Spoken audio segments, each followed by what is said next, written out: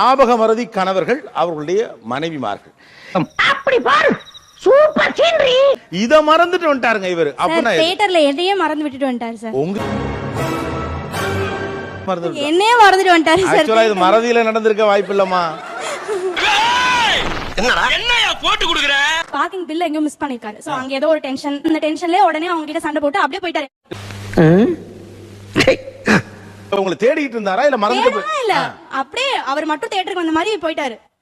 நீ மனுஷனே இல்ல தெரியுமா? ஏங்க இது பார்க்கிங்ல யாரோ பொண்டாட்டியை மறந்துடுவானாங்க அதுக்காண்டி. சார் அந்த என்ன சிரிப்பு ராஸ்கல். டிக்கெட் எங்க மறந்து வச்சிட்டேன். அப்புறம் அவன்கிட்ட ஒரு 10 நிமிஷம் சண்டை போட்டேன். சரி அப்படின்னு சொல்லிட்டு வேகமா நான் கிளம்பி ஏவிஎம் சிக்னல் வந்துட்டேன். ஆஹா அத போன் அடிச்சது. அப்புறம் பார்த்து கால் பண்றேன். அதுக்கப்புறம் தான் ஐயோ இவ்வளவு விட்டேன்னு சொல்லிட்டு திரும்ப யூ டர்ன் போட்டு திரும்ப வந்தேன். போன் பண்ணலன்னா நான் பாட்டு போயிருப்பேன். அப்படியே போயிருப்பீங்க. அதாவது என்ன, அதுவும் அவிச்சி வரைக்கும் போயிருப்பேன்.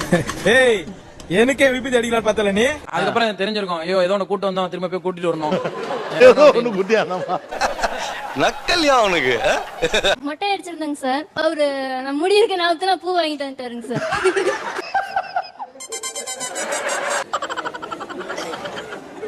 இன்னைக்கு நினைச்சாலும் சிரிப்பா இருக்கு. இல்ல வழக்கமா எப்பவுமே பூ வாங்கிட்டு வருவாரா? வாங்கிட்டு வர மாட்டாரு சார். கேட்டா கூட நான் மறந்துட்டேன் அப்படின்னு சார். அந்த மனுஷன் என்னைக்கு ஒரு நாள் ஞாபகமா பூ வாங்கிட்டு வந்திருக்காரு. ஒரு அசிங்கமாய் போச்சு குமார். ஆனா உண்மையிலேயே ஒரு கொடூரமான மறதிங்க. நான் நல்லா பண்றனோ இல்லையோ, ஆனா நீ நல்லா பண்ற. வாசம் பண்ணிட்டு போகும்போது ஐயோ மொட்டை அடிச்சிட்டாலே. எப்படி சமாளிச்சீங்க? அப்புறம் என்ன பண்ணீங்க? அடச்சி படுத்தே விட்டானையா. இப்பதான் சாப்பிட்டுட்டு இருப்பாங்க. எத்தனை தோசை சாப்பிட்டீங்கன்னா மறந்துரும். ஓ அப்படி ஒரு வியாதி அவனுக்கு. சாப்பாடை வந்து ரசிச்சு சாப்பிடுறேன் சார். எனக்கு பசி ஆறணும். ரசிச்சு சாப்பிடுறது சாப்பாடுக்கு நான் கொடுக்குற மரியாதை. என்னென்ன சொல்றோம் பாருங்க.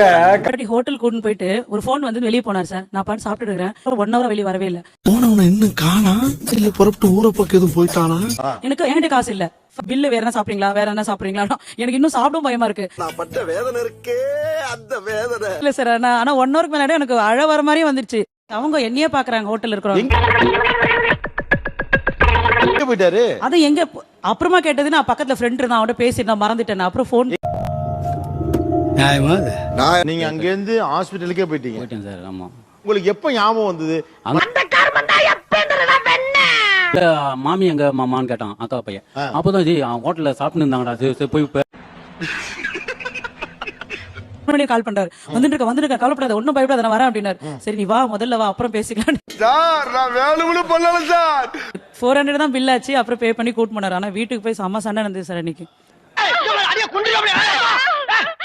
எதுனா போகும்போது பைக்ல டென்ஷன் பண்ணாம அப்படியே பைக் ஆஃப் பண்ணிட்டு இறங்கிடு அப்படின்னு ஒரு இவ்வளவு கோவக்காரன் உங்களுக்கு தெரியாம போச்சே. முதல்ல வா, எங்க இருந்தாலும் நீ வந்துரு. எங்க இருக்க? வீட்டுக்கு வா. ஒருவேளை அப்படியே வேற கிளம்பி போனாலும் போயிருவாப்ல கோவப்பட்டோம்னா. எப்படி சிக்கிரிக்கம் பாத்தியாப்பா. காலையில பல் தேய்க்கிற பிரஷ் சார் மாத்தி தான் என்னோட பிரஷ் எடுத்து தான் தேய்க்கிறது. பிரஷ் 2 கலர்ல தானே பேக் போட்டு விப்பாங்க. சிவப்பு எந்த ப்ளூ எந்த மாத்திப்பார். நிறைய பேர் அப்படிதாம்மா. நானும் கூட இதே பிரச்சனைல தான்மா சிக்கி இருக்கிறேன். நான் இதுதான் கேட்டேன், எனக்கு மட்டும்தான் மறக்குதோ நினைச்சேன். தெய்வமே, எனக்கு மட்டும்தான் இந்த பிரச்சனை ஆகுதுன்னு நான் பயந்தே போயிட்டேனா? எவ்வளவு பேரு அந்த 2 பிரஷ் ஒரே இடத்துல இருக்கும், ஆனா மனைவி பிரஷ் எடுத்து பல் விளக்கி போறவங்க எவ்வளவு பேர் சொல்லுங்க? சொல்லிட்டு படுப்பா இந்த மாதிரி ப்ளூ உங்களுக்கு இது நம்மளுது அப்படின்னு நைட்டு சொல்லிட்டு படுப்பா. என்ன ஒரு புத்திசாலித்தனம். என்னைக்காவது நம்ம இந்த மாதிரி திருப்பி எடுத்து தேய்ச்சிட கூடாது அப்படின்ட்டு இந்த மாத்தி தேய்ச்சிட்டு போக முடியாது, நடக்கிறதுதான் எல்லாம் ஒரு பெருமையா பாஸ். எனக்கு பெருமைடா எருமை. ஒருவேளை அன்பால எடுத்து தேய்க்கிறாங்களோ மனைவியுடைய பிரஷ்? அன்பாலெல்லாம் இல்ல சார். அத போய் அன்பால தேய்ப்பாங்களா சார்? சொல்லு, அத போய் எடுத்து தேய்ப்போம் உன்னை காப்பாத்தணும்னு நினைச்சா கூட. நான் குமார் அவசரப்பட்டிய கோயம்புத்தூர் ட்ரெயின் ஏறிட்டாங்க. தூத்துக்குடியில போய் இறங்கி டீ என்னமோ சாப்பிட்டு இருக்காங்க. அவங்க பாட்டு இருக்காங்க, வண்டி பாட்டு போயிட்டே இருக்கு. காட்டுச்சு அப்பன்னு பார்த்து என்னோட பிரதரோட பொண்ணு அதுல உட்காந்துறான். மாமா வண்டி போதுமாமா, வா வா. நான் வந்து வண்டி நீ போடி வரல நீங்கிறாரு. ஐயோ மாமா பேக் எல்லாம் இங்கதான் இருக்குது, வா மாமா வா.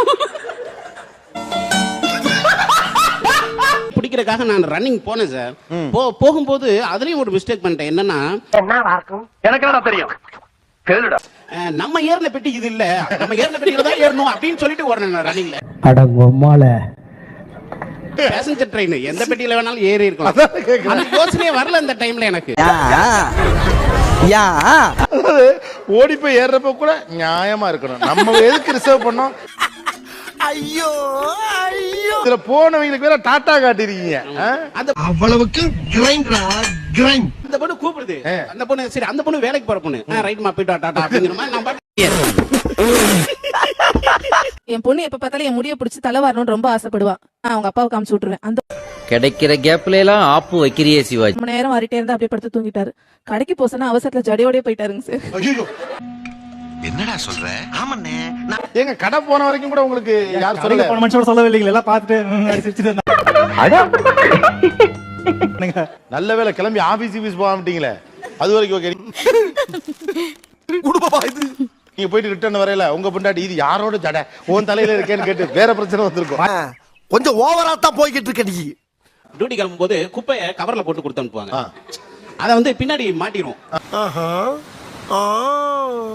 மாட்டிட்டு நான் ஊர் பூரா சுத்திட்டு ரிட்டர்ன் வர்றப்ப எங்க வரும்போது முறுக்கு வாங்கிட்டு வந்துருக்கேன்னு சொல்லிட்டாங்க. முறுக்க வாங்கிட்டு அவன்கிட்ட காசெல்லாம் கொடுத்துட்டு அங்க முறுக்கு எடுக்காம ரிட்டர்ன் வந்துட்டேன். நான் இந்த கவர் எடுத்துட்டு போயிட்டு வீட்டுல வச்சுட்டேன். பாத்துருக்கேன் இந்த மாதிரி ஒரு டுபா கூட நான் பார்த்ததே இல்ல. ஆனா அவங்க இல்ல இந்த டைம்ல வீட்டுல. நான் தப்பிச்சேன் அந்த டைம்ல. வெக்கமா இல்ல? என்ன வெக்கம்? முறுக்கு வாங்கிட்டு சொன்னேன், என்னாச்சு அப்படியே மறந்துட்டமா அப்படின்னு சொல்லிட்டு அதோட விட்டுட்டு இந்த டஸ்ட்பின்ல போட்டாச்சு. என் நிலைமை ரொம்ப மோசமா இருக்குங்க. சொல்லவும் முடியல, மெல்லவும் முடியல. ஒரு லவர்ஸ் டேக்கு உங்களுக்கு சர்ப்ரைஸ் கிஃப்ட் சொல்லிட்டு ஒரு கிஃப்ட் வாங்கிட்டேன். வாங்கி பீரோல வச்சுட்டேன். கேட்டுக்க. பீரோல வச்சேன். நைட்டு சொல்லலாம் ஃபோன் பண்ணி அப்படின்னு நினைச்சேன். ஆனா வாங்கி வச்சதை மறந்துட்டேன். ஓ அப்படியா? என்ன நொப்படியா நம்பலையா? அப்படி இல்ல. புடவை பார்த்தோன்னா என்ன தோணுச்சு அவட்ட கூட? வேற யாருக்காகவும் வாங்கி வச்சுட்டாங்களோ? இந்த உலகத்தை தெய்வமே ஒளிச்சு வைக்கிறத தவிர ஒரு குத்தமும் செய்யாத ஒரு பிள்ளையா. இதான் சார் நம்ம பையன் புத்திங்கிறது. யாரோ ஒரு பொம்பளைக்கு கொடுக்கணும்னு நினைச்சிருந்தா உங்கோட்டு பீரோலையுமா ஒளிச்சு செஞ்சு விட்டு குடிக்கிறத பாரு. திருவிழாவில காணாம போன புள்ள மாதிரி. புடவை புதுசா இருக்கு, யாருக்காக வாங்கி வச்சிருக்கீங்க? கூட ஒரு ரோஸ் வேற வச்சிருக்கீங்களே கேட்டேன். சிம்ரன்ஸ் என்னடா இது? அப்படியே அசடு வழிஞ்சிட்டு உனக்காக தான் அம்மா மறந்துட்டேன் அப்படின்னு சொன்னாங்க. இன்னும் பச்சை புள்ளையா இருக்கேடா. பச்சை புள்ளையா? ஒரே ஒரு அட்வைஸ் மட்டும் தான் சார் பிரதர், லைஃப்ல என்ன வேணாலும் பண்ணுங்க, ஒளிச்சு மட்டும் வைக்காதீங்க. சேத்திரையும் அடி வாங்கியாச்சு, சேத்திரையும் அடி வாங்கியாச்சு. நம்ம சேனலுக்கு புதுசா வந்தாங்க மறக்காம சப்ஸ்கிரைப் பண்ணிக்கோங்க. ஆக்சுவலா வெட்டிங் டே வந்து எல்லாமே மறந்துடுவாங்க. நானும் மறந்துட்டேன். சரிங்களா? உன்னதாண்டா கேக்குறேன். டேய் இங்க பாரு, உன்னதாண்டா. ஆர்டர் போயிட்டோன்னே என்ன ஒருத்தர் விஷ் பண்றாங்க, happy wedding day. Same to யூன்ட்டேன் நான். அடே பேயில போமா. அவரு உங்களுக்கு தான் வெட்டிங் டே நான் விஷ் பண்றேன் அப்படின்னு. அப்படியா? இப்படி தாண்டா அசிங்கப்படுறதுனா வாழ்க்கையில. ஹாப்பி வெட்டிங் டே. அவங்க ஒரே சந்தோஷம். பரவாயில்ல நான் வச்சு சொல்லிட்டாரு. ஆனா இந்த விஷயத்தை இது வரைக்கும் சொல்ல. உலகத்திலேயே ஹாப்பி வெட்டிங் டே சொன்னாலுக்கு சேம் டு யூ சொன்னா ஒரே ஆள் நீங்க தான் சார்.